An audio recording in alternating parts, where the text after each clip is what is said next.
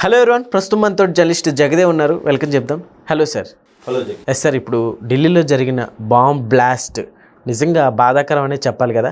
అయితే ఇప్పుడు ఇందులో విస్తరిపోయే నిజాలు బయటకు వస్తున్నట్టు తెలుస్తుంది. ఏంటి సార్? అంటే ఇక్కడ టెర్రరిస్ట్ విభాగంలో ఇంతవరకు దొరికిన టెర్రరిస్టులు కానీ, లొంగిపోయిన వాళ్ళు కానీ, లేదా దొరికిపోయిన వాళ్ళు కానీ చదువు లేకుండా కేవలం మత ఛాందస్వాదులు ప్రేరేపితమై తీసుకున్న నిర్ణయాలు, లేదా కుటుంబం బాగా దీన పరిస్థితి, ఆర్థికంగా చితికిపోతే కుటుంబం నుంచి ఒక్కడు బలిపశువుగా అయితే కుటుంబం అంతా బాగుంటుంది, సరే నేను పోతాను దేశం కోసం.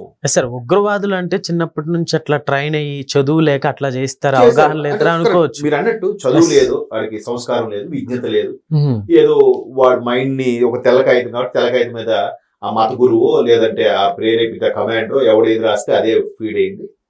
పైకి తిండికి లేక డైవర్ట్ అయ్యారని అర్థం. సార్, బట్ ఇక్కడ ప్రాణాలు పోయాల్సిన డాక్టరే, చదువు సంస్కారం విజ్ఞత ఉన్న ఒక డాక్టర్లు అంటే వైద్యో నారాయణో హరి అన్నారు. అంటే ప్రాణం పోసే డాక్టర్ నారాయణుడితో సమానం. ఎవరికి సొసైటీలో అంత వాల్యూ లేదు. ఎక్కువగా సొసైటీలో ఎన్ని వృత్తులున్నా కూడా డాక్టర్కు ఉండే వాల్యూ వేరు, ఒక ఉపాధ్యాయుడికి ఉండే వాల్యూ వేరు. వాళ్ళిద్దరికి ఒక సెపరేట్ గా చూస్తాం మనం. అంటే సొసైటీని విద్యార్థులు తీర్చిదిద్దేవాడు ఒక ఉపాధ్యాయుడు అయితే, కష్టకాలంలో వాడు ఆపదలో ఉన్నప్పుడు, అనారోగ్యంతో ఉన్నప్పుడు ప్రాణం పోసేవాడు డాక్టర్. సో అంత గౌరవ స్థానంలో ఉండి వాళ్ళకి అదేం మాయరోగం అసలు.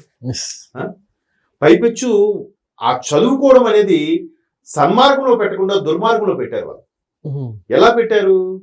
మెయిల్స్ ఎలా వాడితే దొరకకుండా ఉంటాం, సైబర్ వాళ్ళకి ఎక్కడ దొరకకుండా ఉంటాం, టెక్నాలజీ వాడినా కూడా వాళ్ళకి దొరకకుండా మనలో మనం మాట్లాడుకోవాలి.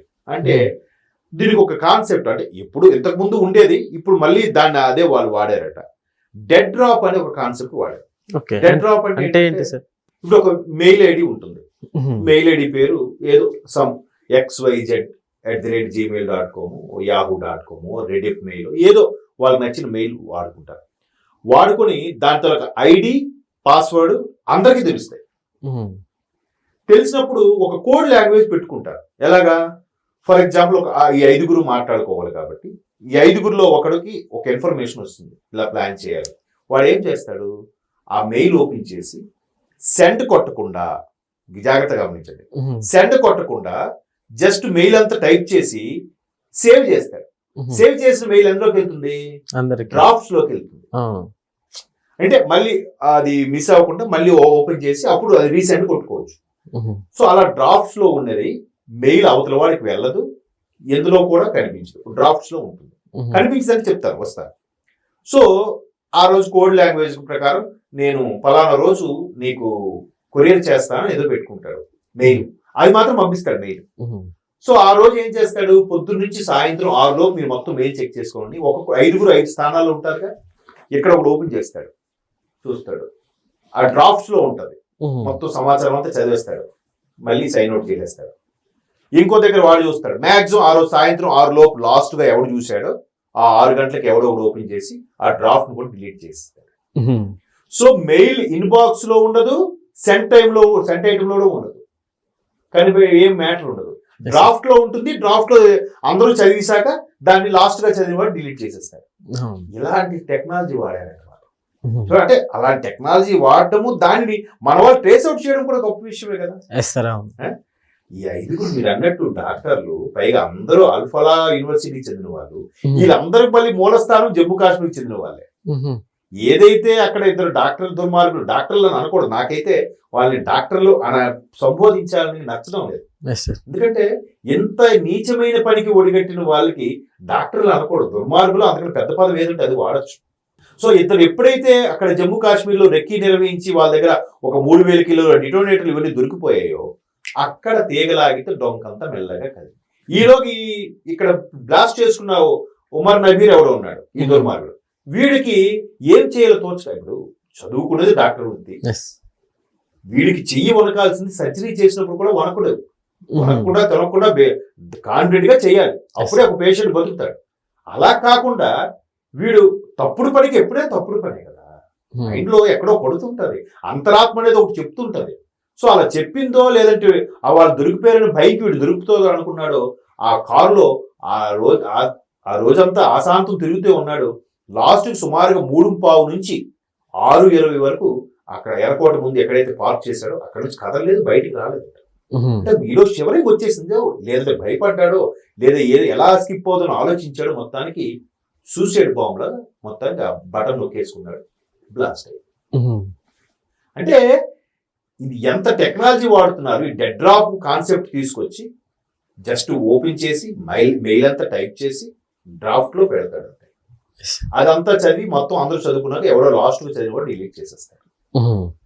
అంటే ఈ విధంగా సమాచారాన్ని, ఒకవేళ వాట్సాప్ లో అయితే ఇన్ఫర్మేషన్ తెలిసిపోతుంది, మెయిల్స్ లో అయితే మెయిల్ ట్రేస్ అవుట్ చేసి తెలిసిపోతుంది, ఏ మెయిల్ నుంచి ఎక్కడ పెట్టారు ఐపీ అడ్రస్ కూడా ఫైండ్ అవుట్ చేసేస్తారు.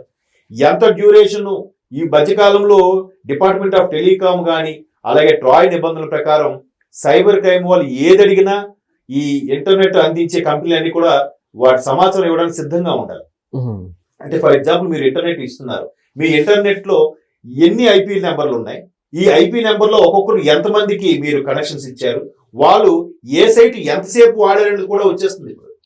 ఫర్ ఎగ్జాంపుల్ మీరు ఉన్నారు, మీకు ఒక ఎయిర్టెల్ జియోలో ఏదో వాడుతున్నారు, మీరు ఆ నెట్ ద్వారా ఫలానా సైటు ఎంతసేపు ఓపెన్ చేశారు, ఎన్ని నిమిషాలు ఎన్ని సెకండ్లు కూడా అది మొత్తం కాల్ డేటా వచ్చేస్తుంది. అంత టెక్నాలజీ పెరుగుతుంది కాబట్టి ఎవడు ఏ సైట్ ఎంతసేపు వాడుతున్నాడు. ఇప్పుడు అందుకే మీకు ఒక 1 year బ్యాక్ హైదరాబాద్ లో ఓల్డ్ సిటీలో కొంతమంది కుర్రోలు కొన్ని సైట్లకి అట్రాక్ట్ అయ్యారంట. అది మన సైబర్ క్రైమ్ వాళ్ళు ట్రేస్ అవుట్ చేశారు. పలానా ఎక్స్ అనే కుర్రోడు సన్ ఆఫ్ వై వాడు ఈ ఉగ్రవాదం సంబంధించిన ఈ సైట్లకి అట్రాక్ట్ అవుతున్నాడు, రోజుకి సుమారుగా ఎంతసేపు వాచ్ చేస్తున్నాడు ఈ సైట్. వాళ్ళు అది ట్రేస్ అవుట్ చేసి ఐపీ అడ్రస్ ద్వారా వాళ్ళ పేరెంట్స్ ని పిలిచి కౌన్సిలింగ్ ఇచ్చిన సందర్భాలు కూడా ఉన్నాయి. సో ఇంత టెక్నాలజీ పెరుగుతుంది కాబట్టి వాళ్ళు ట్రేస్ అవుట్ చేయకుండా వాళ్ళు దొరకకుండా ఉండడం కోసం ఈ డాక్టర్లు తెలివి అక్కడ ఉపయోగించారు. ఈ దుర్మార్గులు అక్కడ ఒక్క దగ్గరే ఉపయోగించారు. బట్ నేరం చేసిన వాడికి శాపం ఏంటంటే ఏదో ఒక చిన్న హింటేనే వదిలిసిపోతాడు, ఎక్కడో దగ్గర దొరికిపోతాడు. నేను చాలా పకడ్బందీగా జరిగాను, నేను ఎక్కడ చిన్న క్లూ కూడా దొరకలేదు అనుకుంటాడు. కానీ నేరం చేసిన వాడికి అదొక శాపం, ఒక్క చిన్న హింట్ అయినా దొరుకుతుంది. ఆ హింట్ ద్వారా మన సినిమాలో చూపిస్తుంటారు కదా, చిన్న క్లూ ద్వారా మొత్తం లాగుతారు. సో అలాగా ఎప్పటికైనా దొరుకుతారు. అన్యాయం అన్యాయమే, అధర్మం అధర్మమే కాబట్టి దొరికారు. మరి ఇట్లాంటి డాక్టర్లు ఇలా చేశారంటే ఇంకా చదువులేనుడు ఎవడు చేసినా కూడా ఆశ్చర్యపోనక్కర్లేదు. ఇది ఇంకా ఈ భావజాలంతో ఈ విధమైన విపరీత ఆలోచనతో ఇంకెంతమంది మనలో మధ్యలో తిరుగుతున్నారు అన్న భయం మాత్రం అందరిలో ఏర్పడింది. దాన్ని మరి ఈ ప్రభుత్వాలు ఎలా ట్రేస్అవుట్ చేస్తే దానికి ప్రజలు ఏ విధంగా సహకరిస్తారు, ప్రజల నుంచి కూడా ఈ అవేర్నెస్ రావాలి. లేకపోతే చాలా ప్రమాదం. మన మధ్యలో తిరుగుతారు కాబట్టి చాలా జాగ్రత్తగా ఉండాలి. Okay sir, thank you.